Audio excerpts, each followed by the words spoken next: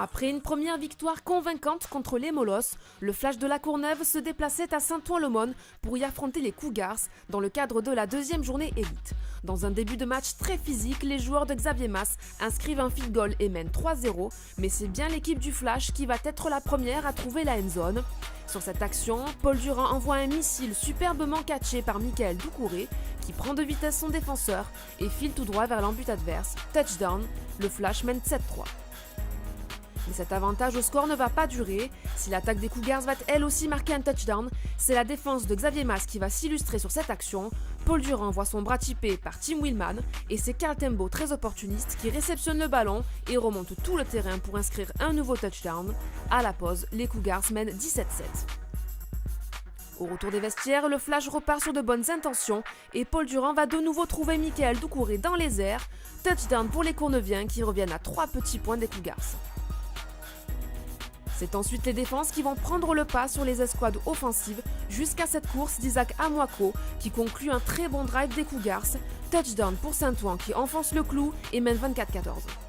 Dans le quatrième quart-temps, le Flash ne baisse pas les bras et c'est encore la connexion Paul Durand-Michael Doucouré qui fait des étincelles avec ce troisième touchdown. Malgré de nombreuses pénalités, le noir et jaune revient à 3 longueurs des Cougars dans un match où le suspense reste entier. Alors qu'il reste 10 secondes au compteur, Robin Mouton, 4 plaquages et 2 sacs, va obliger Paul Durand à se dégager rapidement et c'est l'interception, la troisième pour le QB de La Courneuve qui voit Sébastien Torel filer dans la end zone. La défense des Cougars a encore frappé et permet à son équipe de gagner son premier match de la saison. Dans l'autre match du week-end, les Dauphins de Nice recevaient les Black Panthers de Thonon-les-Bains, une rencontre qui commence plutôt bien pour l'équipe de Larry Legault. Dans le premier quart-temps, Billy Green, qui avait impressionné par sa mobilité contre les Centurions, va perforer la défense niçoise. Sur cette course, le quarterback gagne 20 yards et permet à son équipe de se rapprocher de la end zone des Dauphins.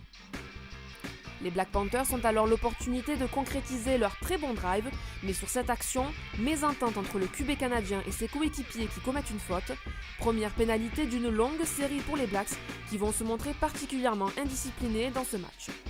Dans le deuxième quart-temps, les Black Panthers sont en quatrième tentative et décident de tenter de marquer un touchdown, mais Milton Knox se fait plaquer, une action sur laquelle les Blacks vont avoir des regrets puisqu'ils auraient pu tenter le coup de pied à 3 points. Et ce sont les Dauphins qui vont en profiter.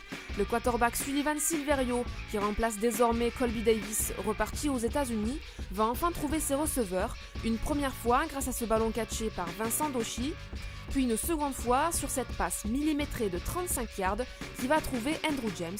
Pour la première fois de la rencontre, les Dauphins parviennent à s'inviter dans le camp des visiteurs. S'ensuit une superbe course du quarterback niçois qui permet à son équipe de rentrer dans les 20 yards des Black Panthers. Des Blacks qui vont une nouvelle fois commettre une pénalité et offrir une très bonne position aux Dauphins qui n'en demandaient pas tant. Karim Ordeda ne tente pas le diable mais bien un field goal. Coup de pied réussi et coup de théâtre puisque les Black Panthers ne parviendront jamais à revenir dans le match. Victoire 3-0 des Dauphins qui contre toute attente ont fait chuter le double champion en titre. Dans les autres résultats du week-end, le match entre les Argonautes et les Centurions a dû être reporté à cause des intempéries. Du côté d'Asnières-sur-Seine, pas de problème pour les Molosses qui se sont rassurés à domicile en disposant des Templiers d'Elancourt sur un score de 31-14.